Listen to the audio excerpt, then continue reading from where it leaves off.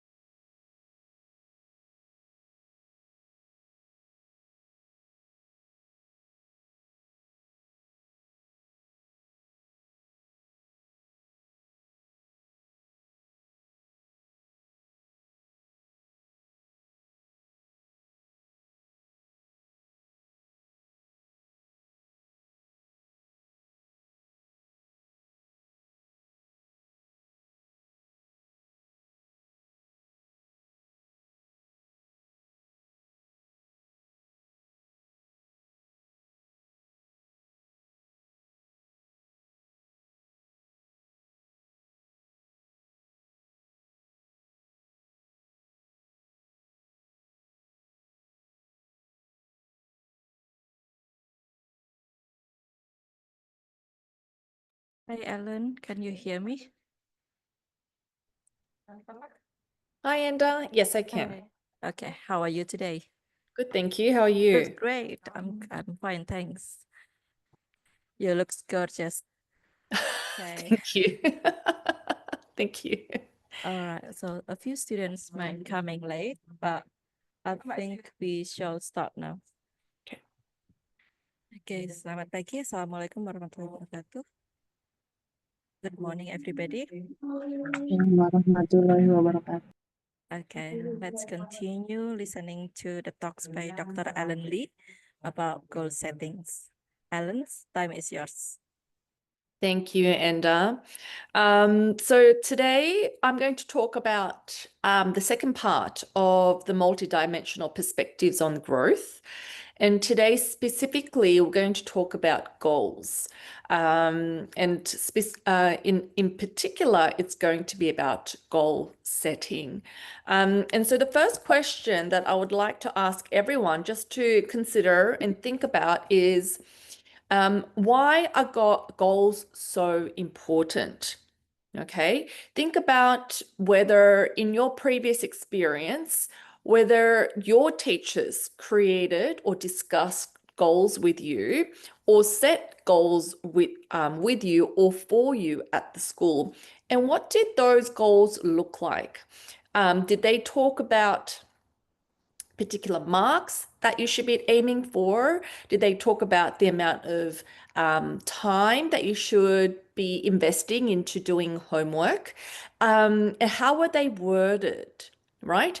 And then also think about what kind of goals have you personally set for yourself, or right now are you setting for yourself? Right? And if we just touch on a little bit about the definition of goals, we're talking about the aim of a particular action. Okay. All right. So before we jump into tackling these questions, let's look at some features of the goal. So goal features. Usually, when we talk about goal features, we can recognize that there is the content. What do we want out of this goal?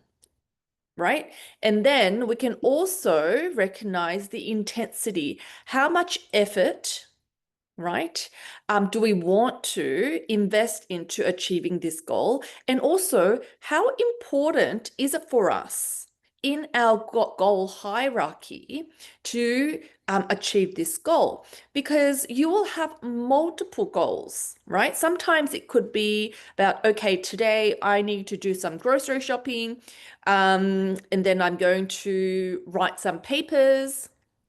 I'm going to do some exercise. So there might be multiple different goals that you are setting for yourself, but the question is, which one's the most important? Right? So with some teachers, I talk about particular goal setting theory when we talk about how we manage students' behavior. So, and I touched on this a little bit last week when we're working with particular students in the classroom, that where we might need to work very closely and monitor and modify behaviors so the classroom is a safe setting. Which goal do we tackle first? And my answer is always the one that disturbs the classroom the most, right? Because that will determine how intensely this goal is needed to be achieved, right? We can see here when we talk about goal content, very specifically getting an A+ in an exam. Okay. And then how intense are we going to invest into doing this particular goal? Study an extra hour of study per day, spend an extra hour of study per day in its priority and be very committed. Okay. So you can see that if we make it this specific, we can monitor whether this strategy is effective to get this particular goal. Right? And I want you to recognize and take particular care in, as I'm talking today, how you've worded your goals for yourself or for your students in the classroom. Okay. All right. Let's continue. Okay. Here we go. Okay, so when we look at goal setting theory, which is a framework for motivation, what it aims to do is explain what causes some people to perform better. Okay, this is a big question. Why do some people perform better than other people? And this was a question that Lockie and Latham, wanted to examine. right? And what they looked at was they wanted to generalize this particular aim in 100 different tasks in various different occupations, not just in education, but across all different areas and across different numerous countries, including Australia, China, Canada, US, and different areas in Europe, right? And this particular theory has been developed by using 40,000 participants in 8 countries. And they also looked at the effects of setting a goal from the impact of it when you create it for just 1 minute or even longitudinally for 2 years. And these particular studies, all these studies, they were either experimental, where we can see the cause and effect, or it's correlational, where we can see the relationship between creating a particular goal and then what is the outcome. So as you can see, the studies are very, very rigorous. Okay, so if we look at the definition of goal, as I mentioned before, a goal, there is a specific aim. So according to goal setting theory, a goal is an object or an aim that an individual strives to attain. So it needs to be very, very clear, right? And what this particular theory recognizes is that goals are immediate. And I just want to highlight this. Immediate regulators of behavior, right? So, and I think this is really, really powerful and impactful. And it demonstrates how important setting particular goals are. So, for example, just personally for myself, when I first started my academic career, one of the most important things for an academic, and I'm sure Enda will agree, is publication. Our supervisors, our mentors are always saying, okay, where did you publish? How many did you publish? And my boss back then said, Ellen, you just need to submit 3 times a year. Make sure that you put in 3 articles minimum every single year, right? And at the beginning, I was like, oh, that sounds a little bit low. That's what I thought. But what was helpful was that it just got me into the habit of making sure that it's just 3. And I was actually very grateful that she said 3, because 3 seemed attainable. And it wasn't actually, her words weren't publish 3 article, but submit 3 articles. So it was very, very specific, because I think she was aware that to get the early career academics to start even thinking about sorry, I'm skipping over my word, publishing. She wanted us to be aware of our behavior, make sure that our priority as academics is to submit minimum 3 articles per year. And now I have now developed a habit where at the beginning of the year, I make sure that there's 3 submissions. And then I work through the review from the editors throughout the year as a result of it. So as you can see here, just from my experience, once she set a specific number for me, the goals of submitting 3 articles each year created me to immediately regulate my behavior specific to publication, right? And I was able to then look at this, okay, then if I submit 3 a year, then I can predict, right, that the number of articles that I'll be able to then publish. So it actually motivated me personally in my workforce. And if I just build up on what I just said about the specific, this is so important, right? When goals are set, right, higher the goal, it leads to higher performance. Specific, higher goal leads to higher performance, right? So as opposed to when we compare it to setting an easy or vague or no goal, right? So specific, higher goal compared to when it's an easy or a vague goal, and we'll talk about vague goals as well, or having no goal, right, is much more impactful. That will immediately regulate behaviors to get the behavior that we would want, to get to the goal that we want, right? And also, when we look at goal commitment, the higher the goal, we're more likely to commit to achieving the goal as well, which leads to higher performance. Okay, so obviously variables such as feedback and knowledge of results and participation in the decision making is also very, very important. And I really, really emphasize this particular point, participation in decision making. And who are we talking about in relation with participation? Is the person that needs to achieve the goal. If the person that needs to achieve the goal is not part of the decision-making process, then what if they disagree with the goal?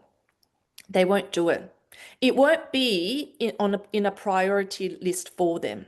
So during the decision-making process of setting the goal, the individual that needs to achieve the goal needs to be part of the decision-making process, right? And it's really important that they receive feedback as they're continuing to do, trying to achieve the goal. Okay, I'm just going to delete these points here. Okay, because I want to focus on this point here. Competition and incentives only affect performance to the extent that they lead to the setting of and commitment of a specific goal. Okay, but what we want to look at is to achieve higher performance, right? So competition might be good at the beginning when they're setting the goal, but whether they would be continuing to invest into achieving the goal is a different situation, right? And this is where we need to think about the impact of the type of feedback the students receive, and also whether, once again, if they've actually participated in the decision-making process to create the goal. Because you have to really wonder, is the goal important for the individual? Okay, when we talk about vague goals specifically, who has heard this comment here? Has anyone? Yes? Yeah? What does this mean? What does do your best, try hard? What does this mean? Right? I don't know what it means because the word best can mean lots of different things. Try harder, listen harder. I don't know what that means. So it's very, very vague, right? It's very ambiguous, and also, and problematically, teachers use this way too often, right? And when we talk about doing your best, how can we do the best? What strategies are the students applying to do their best? So if we look at mathematics and you give them a complex mathematics question, because I know there's a lot of maths teachers here, and you tell the students, do your best, try hard, just spend an hour every day to solve this question. The question is, what do they need to do during that hour? What do they need to do when they're trying their best? What if their best is failing every single time? What if their best was 50% out of 100? Right? But what if we look at specific goals as in, okay, we started at 50%. Our next aim is to get 60%, right? Do you see the difference here? What did we do? How did you study? So these are the questions that you need to ask. What strategies did you use? And let the student look at, okay, this is what I did. Maybe they looked at, if I just use cognitive load theory, maybe they just said, oh, I just tried to solve questions over and over again, but I didn't know, so I was guessing. Maybe they said that and go, okay, well, obviously that's not working for you because you are just barely passing the test. What if you use this strategy like the worked example, right? What if you try using a faded worked example? And why don't you do 10 of these worked example questions every single day, right? For 2 weeks. See how specific it is? And your best, what does that mean? You're applying yourself using the right strategies to make sure that you can reach up to from 50 to 60%. Okay, so you can see that the specifics of the goal that goes from do your best or try harder compared to complete 10 worked example strategies every single day for 2 weeks, and then let's do the test again and see where you're at. Okay, you can see the difference right there. Okay. All right.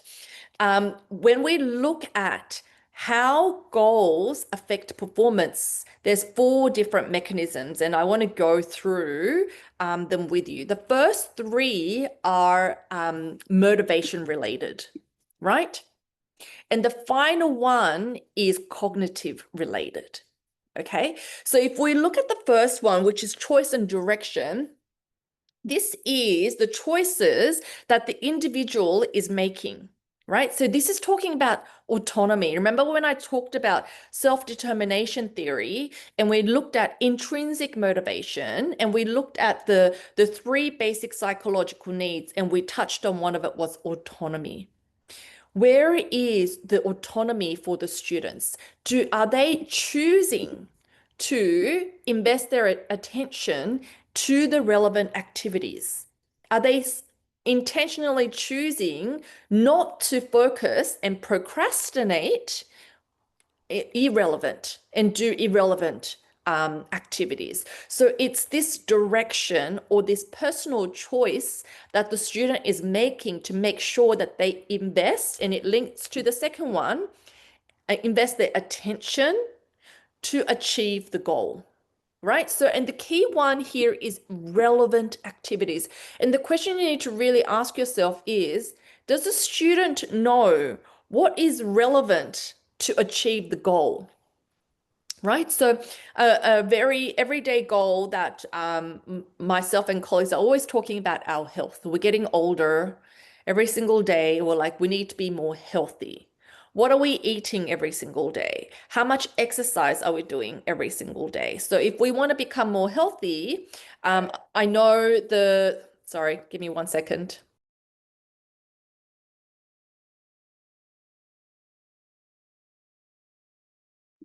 Sorry, my front door just rang. I'm sorry about that. So if you can see that 10,000 steps a day. So if you and your colleagues or your friends have a decision that you made, said, okay, we're going to invest 10,000 steps a day and make sure we walk that often to make sure that we reach a particular goal of health. Okay. And when we talk about irrelevant, are you making the conscious choice not to eat junk food?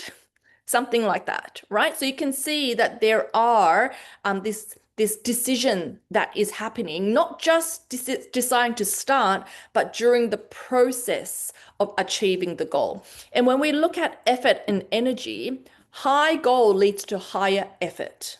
Why? Because it's more difficult to achieve. Okay, so but sometimes the students may not realize that these goals might be higher, more complex goals. Like, for example, for myself, when I first started my academic career, when my boss said, Ellen, just submit 3 a year, I didn't realize how difficult it was to do that. Right?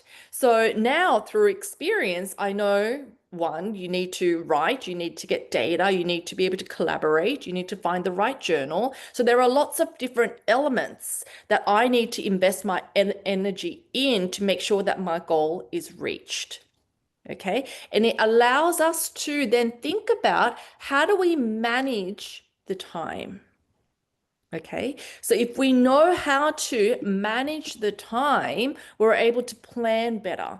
And when the editors come back with the journal article with a list of things that we need to change, right? And they give us a deadline, for example, then that makes us to work harder and go, okay, it's directed very specifically on what we can focus on.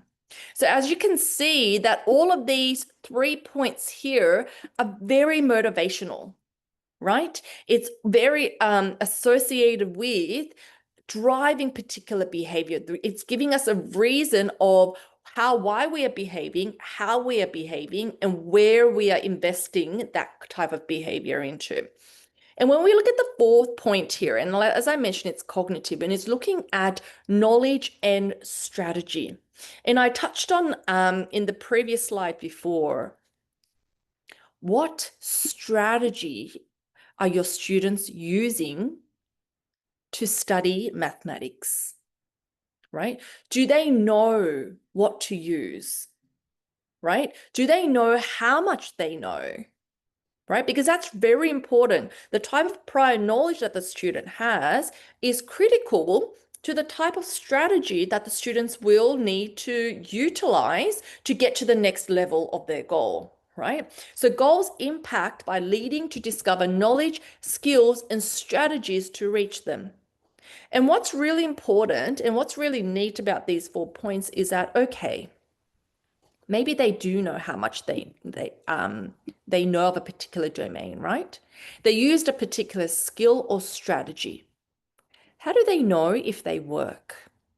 Because they would have made a choice, right? They would have made a choice to choose the particular skills and strategies, right? The only way that they'll be able to know that their choice was effective, right, to increase knowledge is if they monitor. Right? And it's so there's a notion of metacognition happening here as well. Right? You can see here if this student that has been consistently receiving 50% for an assessment, finally, with the assistance of a teacher, studied a worked example, and then for 2 weeks did 10 questions a day, right? Worked example questions a day, reached maybe 65%. Right? And then the next goal is for them to get 75%, let's say. Before you even talk about that goal, the student needs to go back and look at what they've used and recognize that the strategy has worked. And in particular, this is highly, highly, highly important for students that have failed over and over and over again, and they've learned to become helpless. So you're breaking the cycle of failure. You're actually teaching them, okay, yes, you failed way too many times, more than I would like to know as a teacher. But now you have succeeded. You have succeeded because you have reached 60%. This is your personal goal that you have created for yourself, right? What was different? And the student needs to recognize that. And this is where number 4 is so, so important. Because if the student then knows, okay, this strategy is very effective for me to learn, then what you can do is get them to do a similar task using the same strategy and see if it can be replicated. Then that will mean that the student will learn that this particular strategy is effective. And then hopefully it will go back to choice. When the student is trying to learn something new, what choices are they making to select the correct strategies so they can be more effective and efficient with their learning? Right? Okay. All right. Question. Just think about this. If you want to respond, completely up to you. How has your teacher that you have previously had influenced your goal attainment? Did it make it stronger or did it make it weaker? Just think about it, because this is really important, because I'm making you think about the role of a teacher. Okay? All right. Because I hear so many stories from students where, okay, stronger, fantastic. Some stronger, some weaker, mostly stronger, fantastic. That's really, really great. Mostly weaker. I've seen so many different people have, yes, it's basically, you stole the words out of my mouth. It's based on the teacher, right? It's so important, and it goes back to the rapport, the three basic psychological needs, and the third one where you took looking at the relations, right? The associations between student and teacher, right? Because this is so important because the classroom is so dynamic. Okay. Implications for teachers. What can we do as educators to make sure that we are enhancing, strengthening goal attainment? There's 4 things that we can do, right? First one is commitment, second is ability, task complexity, and performance feedback. So when we look at commitment, the first point here, we're talking about number 1, importance and factors that influence confidence to reach a goal. Okay. How confident is your particular student to reach their goal? This will be based on their previous experience. If a student is consistently receiving 95% in every single task, if you compare that student's confidence level compared to a student that's only been receiving 50% in all of the tasks, you can see a very difference in levels of confidence.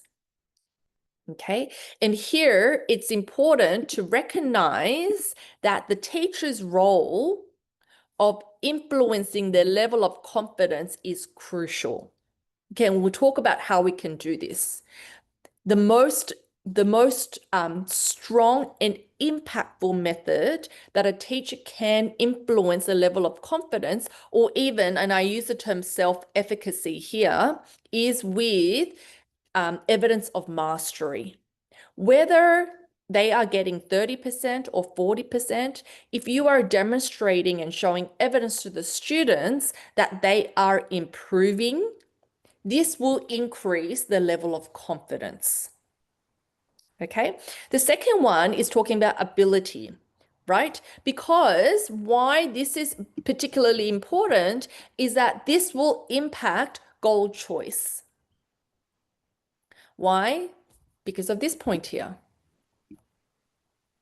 If they don't have the skills or the knowledge, they won't be able to choose the right goal. The only way that you will know how much skill or knowledge they have or where they're missing knowledge or have knowledge gaps is by doing a test. Okay, and then looking at, okay, these are the areas that you don't know, and these are the skill sets you don't have. So maybe we can focus on these areas by using this particular strategy. And when we also look at task complexity, this will also be very important because of element interactivity. How many different types of elements does the type of question or goal does it consist that we need to break apart for the student? Is it too complicated for them? How do we know? We don't know until we actually do a knowledge test. We won't know until we can break the particular task down, because we won't know if it's achievable. Because if it's not achievable, then the student will feel like they failed again. And this is why it's important. It needs to be high, specific type of goal that is achievable, right? And when you provide feedback, is it informative? And when we're talking about informative, what we're talking about is it going to help the student to actually learn what they've done right and what they've done wrong? And if they've done something wrong, is the information or feedback that you have provided, is it actually something that's going to help them to understand how they can do it right? Okay, so it's future oriented. Okay. One thing we can do is use a scale. And so this is a scale that you can look at to examine how committed the students are to achieving the goal. So you can see here, and I know I've sent Enda, like I said last week, the slide, so you'll have access to these questions and the references are here, right? Okay, you can ask them these questions as well and see and measure how committed they are with completing the goal. Okay, and then you can orient it through for their goals. So there's a 3-step process that teachers can use, right, to assist students in creating goals. Number 1, brainstorming. Right? So particular examples of the questions that you can brainstorm is why goals important? Just talking about what are goals. Provide them a very explicit example of what a good goal would look like, and be very clear about whether they're personal, academic, or even professional goals. And there are differences between short-term goals and long-term goals. The long-term goals can be consisted of, obviously, the short-term goals. And the way that the goals can be framed, I love SMART goals, is by using SMART goals, right? It's an abbreviation: specific, measurable, achievable, relevant, and timely. So these are the questions that you need to ask yourself as teachers when goals are being produced. What needs to be accomplished? So for example, if we're talking about that student again that's been getting 50% and we want them to reach 60%, it'll be very specific. In the next test, you will reach 60% out of for the overall test. How will they know you have reached the goal? Because of the 60%. How realistic is it for you to achieve the goal? I think it's quite realistic. And the question that you need to ask is it important? Is it relevant for the student? Do they actually want to reach 60%? Because if you have a student that's getting 50% and they said to you, Miss, I want to get 95%.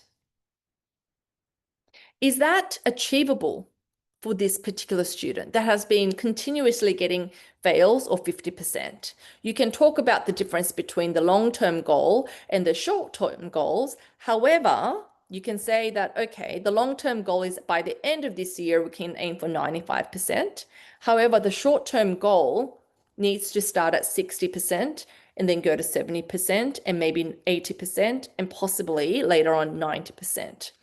And then when we talk about timely, in the previous example that I gave you, at the end of 2 weeks, the test will be done again. Every single day, complete 10 worked examples so we reach 60%, right? And when we look at the 3rd step here, what are the students' fears, stresses, and ability concerns? These are the questions that you need to think about. And the reason why this is crucial is because you need to come up with a backup plan. If the student is fearing failure, what are you going to do? Right? If the student is fears or is terrified of doing mathematics, what are they going to do? Do they have a place for them to do those 10 questions at home every day? Do they have the capacity? Are they working after school? Right? Do they have time to do it?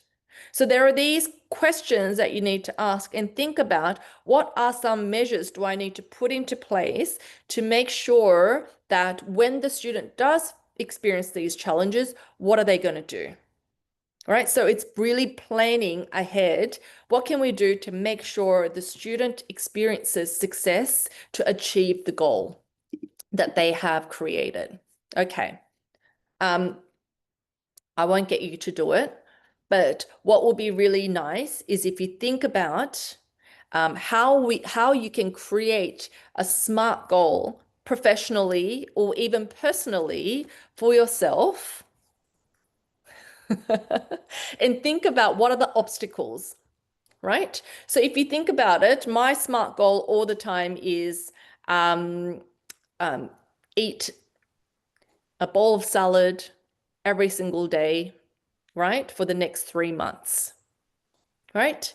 And it goes back to my goal. My goal is important because I want to maintain my level of health and not get diabetes. That's what it is, right? And what are the potential obstacles? My biggest obstacle is the fact that I love food and I love eating. I love all food.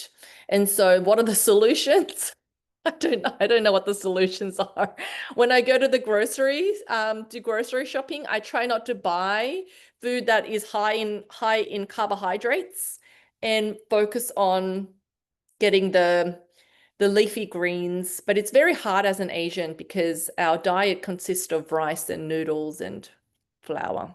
So it's things that I need to think about when I am constantly cooking. So this is just an example of what your goal might look like. Any questions about SMART goals? Have you seen this before?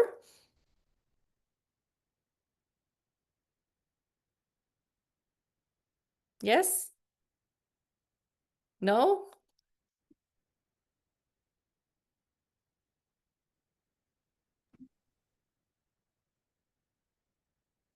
Should I move on?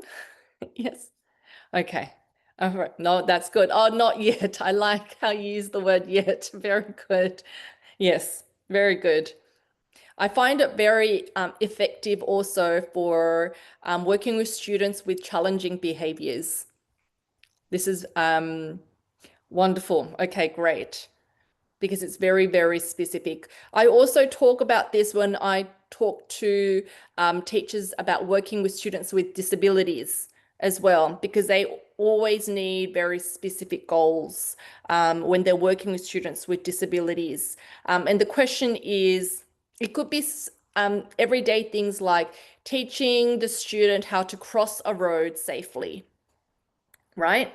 Because then they need to think about what is the success rate. It needs to be 100% success rate. How fast do we need to learn this? Well, you need to think about, can they independently, the goal needs to be so specific to for example, I'll just use myself. Ellen will be able to cross the road independently without any support or help by after 2 weeks of explicit practice with an educator. So that's a very specific example of what the SMART goal will look like for such students.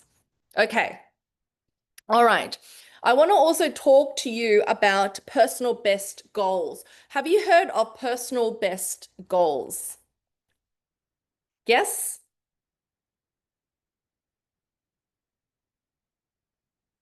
Yes, no, yes, fantastic, great. Okay, then I will go into depth about it. But essentially, what personal best goal is talking about is the individual's own personal goals. Okay, so the PB goals. So this is also very specific, challenging, but the key term here is on themselves, right? And when we do look at competition here, because we're talking about themselves. So where were they before? Where do they need to get to next time? So I know that there could be comparisons with other students, but when we talk about personal best goals, we're talking about specifically the individual to the individual. And this term is used a lot in the area of sport, right? So-and-so reached a personal best with running. So-and-so in our household, the big sport is ice hockey. So we always talk about, because my husband is Canadian, so he always talks about his favorite ice hockey players reaching a personal best every single year with how many goals that they've got in, right? So those are personal bests. Okay. So as you can see, it's self-reference. It is also, there is an element of competition, but once again, it is with the individual. So when we look at what this particular goal looks like and the types of goals, you can see here, there is the process and there's also the product, what we want out of the personal best goal. So for example, getting a higher mark in the end of year exam than in the half yearly exam.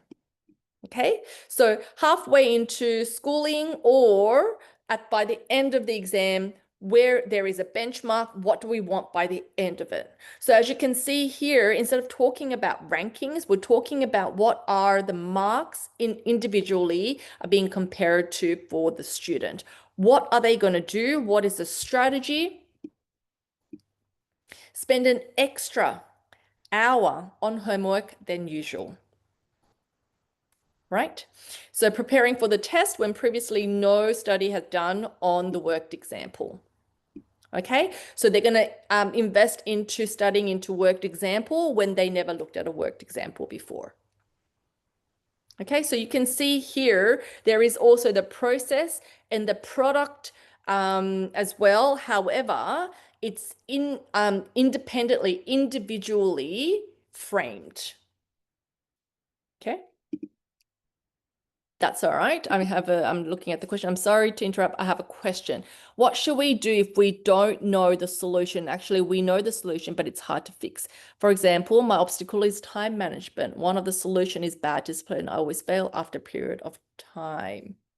So if your thing is time management, my question is though, you know how much an individual prioritizes a particular goal by how much time that they were willing to invest.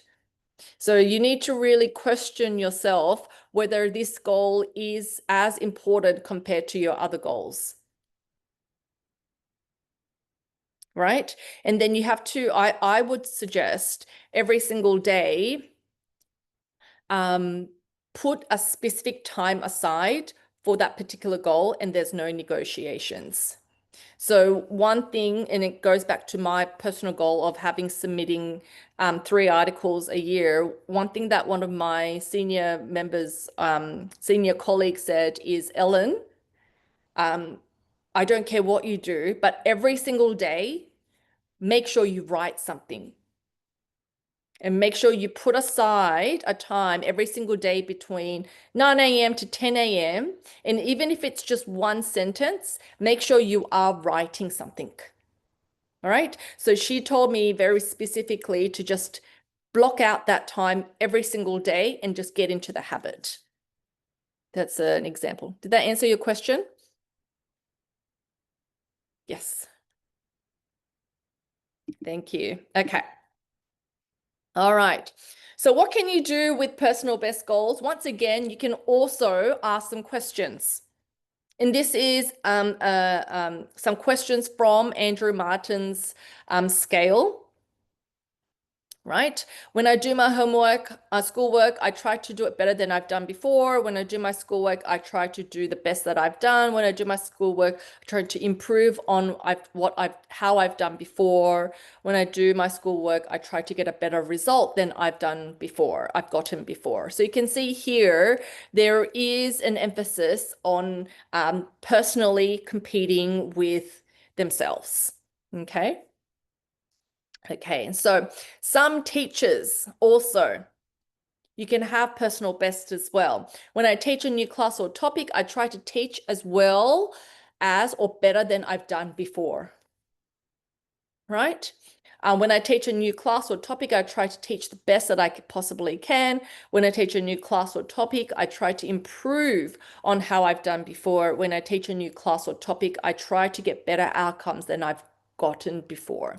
So you can see here, there's the students and also the teachers as well. It'll be very interesting to see how your colleagues rate these type of questions as well.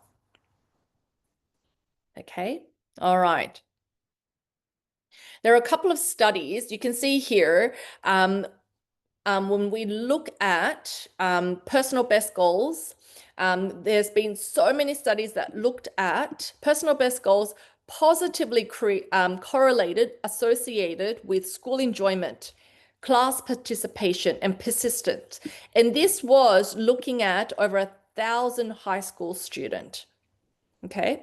And in a longitudinal study, where it's almost 2,000 high school students, once again, here, regression analysis looked at personal best goals, positively predicted literacy achievement, numeracy achievement, test effort, school enjoyment, persistence, class participation, and also homework completion as well. So you can see the positive impacts of personal best goals in lots of different areas. And if we looked at one of the studies that Andrew did with over 1,000 Australian high school students, over 10 high school and mixed ability, government and independent schools, so private and public schools, personal best goals linked to higher motivation and engagement with longitudinal effects of same thing a year later. Right? So impactful and so influential. Can see that, right? And it goes to how important the student understanding where they are at, what are the specific goals, what are the strategies, where do they want to personally reach, right? And have they reached it? If they have, what do they do? What's the next goal and what's the next goal? You can see here, it's really, really emphasizing what kind of behaviors are necessary. Okay, and when we look at applying personal best goal, since personal best goals help students define and pursue goals, so the teachers, what they need to do is encourage this less comparison with others, less competition, and make sure it's personalized. But what's really important is that the personal best goals, because it's very individual and independently driven, there needs to still be an emphasis on the importance of the collective, of the whole body of students as well, right? Otherwise, the students will just think about how they personally can reach the goals. But what about working with the colleagues or their peers next to them? What about working together collectively as a cohort to make sure that you're moving forward? So that needs to be recognized as well. Okay. And when we look at applying personal best goals in assessment, you can see here there are proficiency measures. Okay, so yes, we can look at the students' assessment against the other students, comparing students' performance score against a benchmark, like an average. That would be also helpful as well. And also think about the growth of the student learnings. Remember, we talked about growth as opposed to being fixed, right? How are you using particular words in the class when you're emphasizing certain important measures in the class? Or what kind of behaviors are being supported in the class? Okay, and when we talk about benchmarking, we can see where the average of the students are in the class and see, okay, if the average of the class is here for your individual self, as opposed to using student Ellen compared to student Enda, we can look at the average of the class or the cohort and be like, okay, you are here in the average, where do you want to get next? Okay, and you can also then collectively look at the class and say, okay, as a class, we are here. What's our class personal best that we want to achieve next? Okay, so there's this notion of the collective as well. Okay, some important considerations of personal best goals is that, once again, here, I'll just start with, students should implement personal best in a way that does not discourage the students if they fall below their desired goal, right? And this is why there is an importance of setting realistic personal best goal. But if they do fall short, feedback is so crucial, right? Being able to look at, okay, why did we not achieve 60%?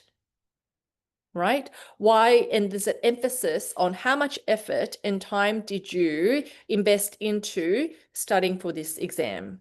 What did it look like for you day to day? What strategies did you look at day to day? Okay. It is unrealistic to think that personal best goals will eliminate competition between students, right? It won't happen because of standardized testing. It will always be there. All right. So I think understanding that, yes, the process of getting to a personal best goal is important, but at the end of the day, there will be still students that will need to compete because of the standardized testing, and getting them to understand that that's just the nature of the school system is very important.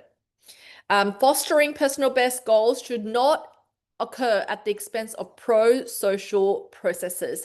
And this is why in the previous slide, I said, yes, individual personal best goals are important, but there still need to be an emphasis of the collective, of the collaboration, being able to work with the peer. Okay, because then what's the point of an education system if they're just working by themselves all the time? Right? And it doesn't support the notion of the self-determination theory, the principles of self-determination theory.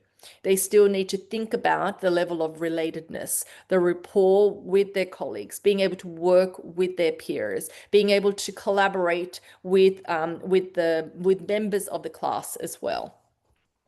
Okay. All right.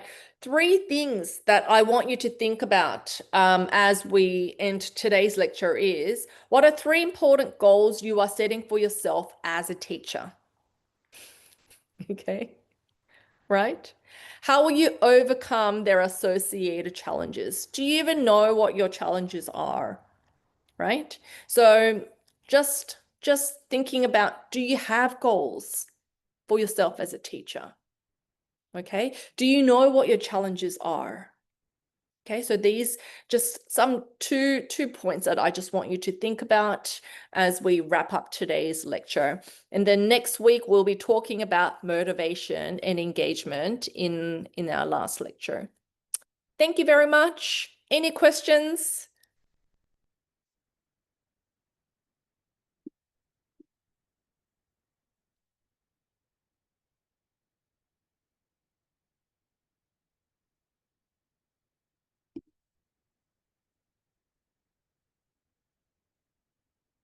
Yes, Mohammed.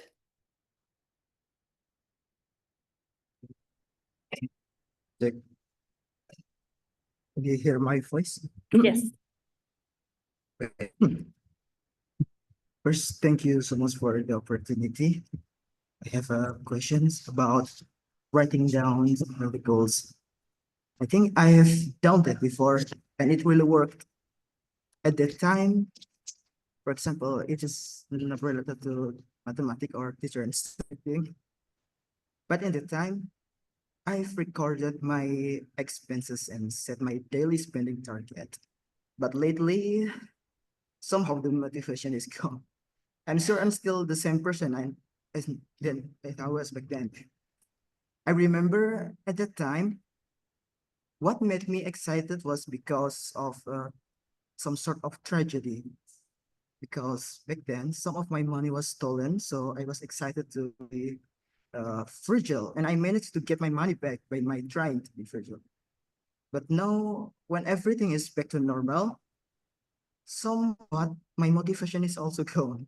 I don't want to experience another tragedy to start motivation again. I thought managing is kind of thing that's challenging myself. It's already difficult and challenging. So how to teach it to student when it's still challenging to myself? That's it. I think that's is my question. Thank you. Yeah, thank you, Mohammed. Well, number one, congratulations for getting all your money back. I think that's a massive achievement, and it actually showed that setting your goal very specifically was very helpful. And I'm sorry that you went through that tragedy. That shouldn't have happened. And hopefully, I pray that it never happens ever again to anyone. I think it sounds like you need a higher goal now. So if we talk about money, the thing that always comes up is, can you save to buy a property? Maybe that should be your next goal, right? Or maybe a car that you would want, but it's something that you are working towards. Do you have a goal of wanting to save to a particular asset that you want to get? Right? So I think that would be the question, I guess, for you in a personal stance. For your students, I think when the student achieves a particular goal, another goal needs to be set that is based on the results of the previously made goal, right? So the cycle just continues.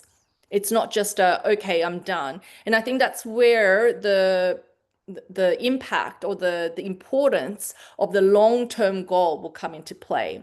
Do we have a long-term goal that consists of short-term goals that will eventually take us to that long-term goal, right?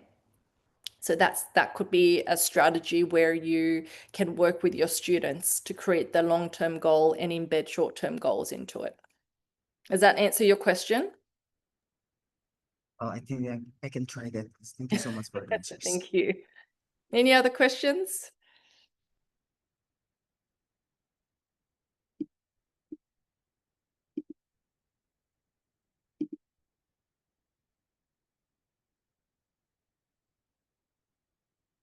Yes, Desti, is that correct? Yeah, hello, Mr. Allen. Hello. My name is Desti from Yogyakarta State University. My thesis happens to be related to motivation, especially mastery goal orientation, which Okay. is consists of two types, mastery approach and mastery avoidance. What Okay. I would like to ask is how can I design mastery avoidance type prompt in a way that does not cause excessive anxiety in my student? Thank you. Okay. Okay. So when we talk about, and you're talking about goal orientation, aren't you? Elliot's paper. Is that correct? Goal orientation theory. Yes. Yes. Okay. So Achievement goal orientation theory. yes. Yes. Elliot M. Murayama's paper from memory, and it's the four elements. So let me just try to get a screen here. So if I just, so that everyone understand, I'm just going to draw on this slide here. Ignore, actually, let me just get to a slide that had little writing. Okay, this one, let's just use this slide. Okay, so we have, if we just make a table here, and then we have mastery, and then we have performance. Is that correct? Okay. All right, and I will need to do, is that correct? I think so, yeah. And then here we've got positive and negative. Is this correct? Is that what you're talking about, Desti? Yes, Mr. Allen. Yes. Yes. So when Elliot first looked at mastery and performance goal orientation, and I should put GO here, GO goal orientation, they recognize that obviously here performance goal orientation, students who were more performance goal orientated, more extrinsically motivated, competitive, wanted to demonstrate their learning, and all those things. They still did well in certain assessments, but then some also did not do well, right? And so this started making the Elliott and Co team very interested into seeing why there was two distinct groups within performance goal orientation. And they realized that the whether your mastery or your performance, and it started with performance, they were either more positively inclined to go towards a goal or achieve a goal or avoid. So approach, I should have written approach under positive, and I'll do that. Approach or avoid. Okay, so this is what they've noticed. Those students, when they were given a difficult task, they couldn't do it.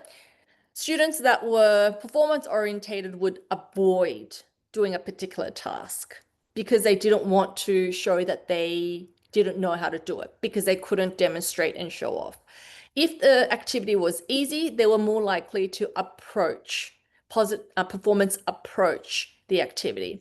Then they started looking at mastery, and they looked at, okay, would this be replicated, this approach and avoidance factors dichotomy? They looked at it as a dichotomous approach.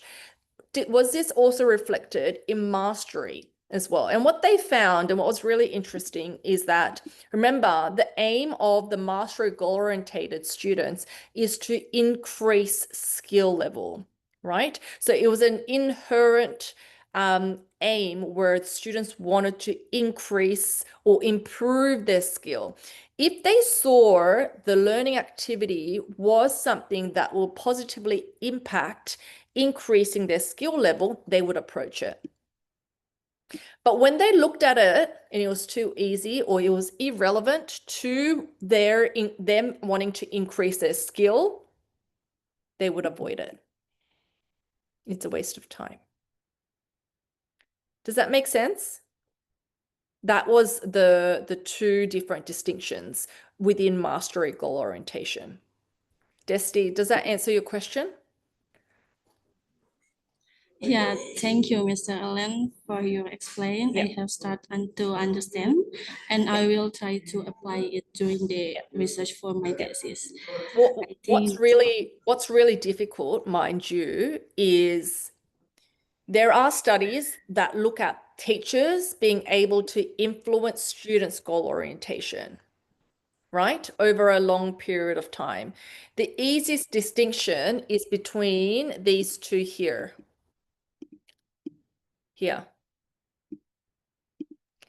Right? Because you just need to either create a competitive environment or a non-competitive environment that looks at skill development. What's really difficult, though, because there are lots of mixed studies that find that mastery goal-oriented students don't always perform well in test. And sometimes performance always does better than mastery goal orientation. And the reason being is because mastery goal oriented students, their focus is not on test.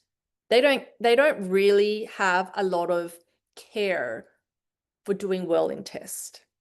It could be a measure, right, for them to demonstrate that they've increased their skills. But the thing is, whether they need to demonstrate that they've done it, that's a different question altogether. Does that make sense? Yes. Thank you, Mr. Allen. That's okay. Yeah, I enjoy talking about this. So this is what my PhD thesis was on. Yeah. Any other questions?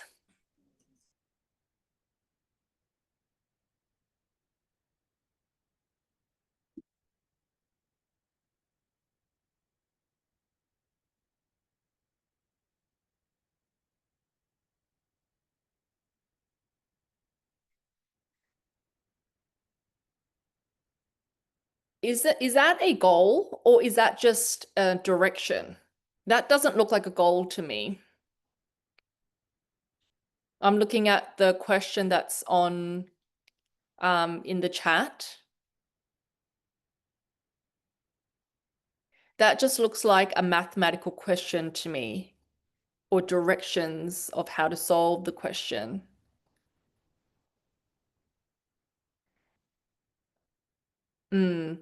So can we, if we want to look at goal setting, can you look at saying that, imagine in the acquisition group, You say if we, and I'll go to back to the SMART goal here.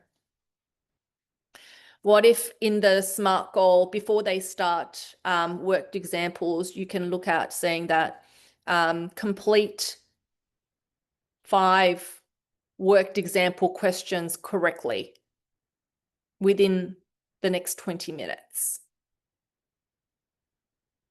Right? That is a specific goal where you give them a time frame to practice until they get it correct. Does that answer your question?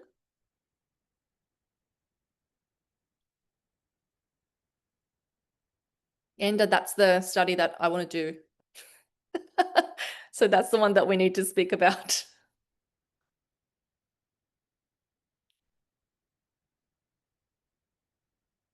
We can talk about it more later with Jose.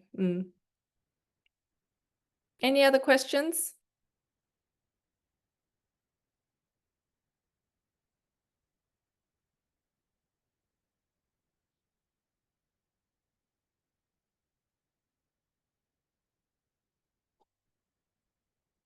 Yes. Yes, Angela. Hello, Ma'am Ellen. Now I am Angela. So I'm sorry if my grammar is bad. I'm asked about as a teacher. I often use life motto like "Be yourself," like you said before, to motivate my students. But based on the goal setting theory, this kind of like goal may not be as effective as setting specific. But here's the challenge. When I avoid saying do your best and instead give more specific targets, some students respond by saying, this is the best I can do. I can do more than this. This action raises an important question. If we stop using flag encouragement like do your best, could it negatively affect students' self-confidence and motivation, especially when they feel they've already reached their limit? Now, so how can we set clear, challenging goals without harming students' confidence? The balance lies in personalizing goals, celebrating progress, and providing support so that students feel empowered, not overwhelmed. So thank you. No, I agree with you. It is very difficult, and it goes back. It actually, you've touched on self-efficacy, and it is honestly based on their previous experience, whether they've succeeded or whether they failed. So when the student has failed multiple times, or maybe they've just passed all throughout their life, then maybe, and it goes to also that self-efficacy falls under the theory of self, right? Self-esteem, self-confidence, self-efficacy. Maybe they see themselves as a student that will just get a pass, right? Maybe that's the description that they have for themselves. And so when the teacher goes to, actually, I think you can get a distinction or a high distinction, it challenges and it goes against their own self-descriptors. Right? So that's basically what's happening there. Or if they failed, they will be like, I failed in everything. And why are you telling me that I can now suddenly get a credit or a distinction? Because that's then, for them, that is challenging themselves, right? So you're actually going against how they perceive themselves. And this falls under like individual theories like personalities and all that stuff, right? So when individual differences, that's how I should coin the term. So you need to think about then, how can I get them to see they are not just a past student, that what they think is best is actually not their best. And that is maybe breaking down the goal so they can see that it's achievable. They might not see it as achievable. So if they see it's achievable, that's when you need to sit down with them and be like, okay, how much do you think you can do? Right? Can you show me what is your best? Like get them to actually write it down on a piece of paper and increase it incrementally, little by little. And then at the end of the term, show them, remember when you thought your best was 3 questions? Look at how many you're doing now in that same amount of time. If they could only do, for example, 3 questions in 30 minutes. So maybe your aim for the student is to reach up to 20 questions in 30 minutes at the end, but maybe slowly getting them to increase it slowly by showing them, okay, we've done 3 questions now. Next week, we're going to do 5 questions in 30 minutes. Do you get what I'm saying? So you're slowly increasing it to make sure it's achievable by the student. But you're talking to the student and getting them to be part of the agreement because they need to do it themselves. Okay, ma'am. Thank you. Indeed, if we are giving a treatment where prompts are delivered verbally, what's the role of emotional tone? Oh, they see.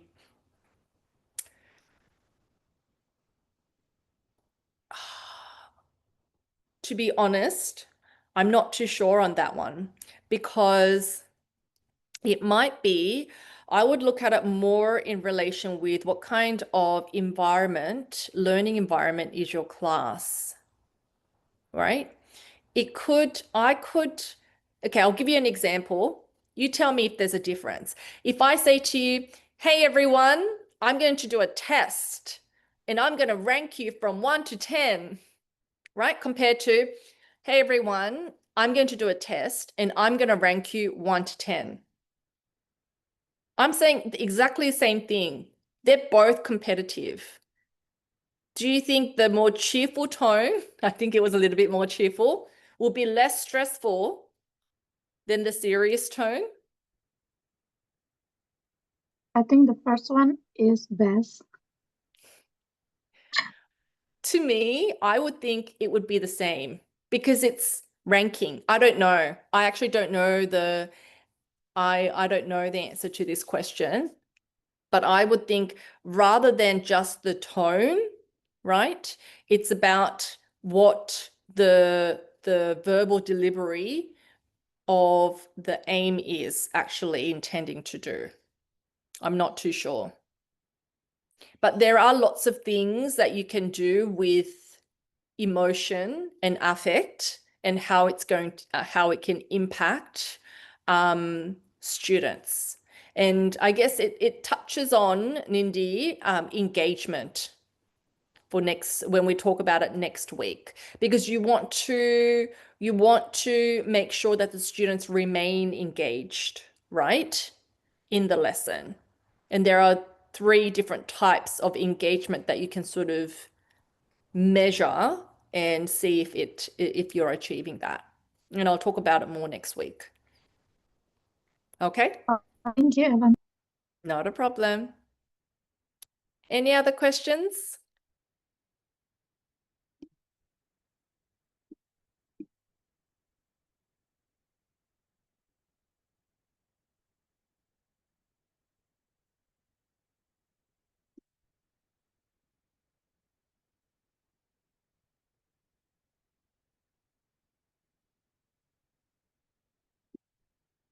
Okay, Alan, thank you very much for your talks today. Well, I didn't talk much. And can you hear me? Is my speaker okay? Is my microphone okay? Okay. All right. Thank you again, Alan, for your talks today, for your lectures today about goal settings. Now we can understand better that just saying do your best and it's not enough, and that motivating students based on the goal should be specific what they want to achieve. And there is a few examples that you have given to us and from the students in the chat room that you have commented about the prompt, like the solve the following line and angles problems by applying the straight angle theorem is not yet containing goal, although it sounds like a goals, but it's not like something that they have to achieve, but it's more like directing student how to solve the problems. Mhm. A lot more that we have learned today. I think we do not accept more questions for now because it's already over 23 minutes here. That's okay. Thank you for your generosity, Alan. My pleasure. Okay, all my students, are you okay? So what's your goal today? I think that's wrong question too. I'll try better. Okay. Next Wednesday, our goal is to understand self-determination, or not, how to engage students in their learning. That's our goal. Am I doing it right, Ellen?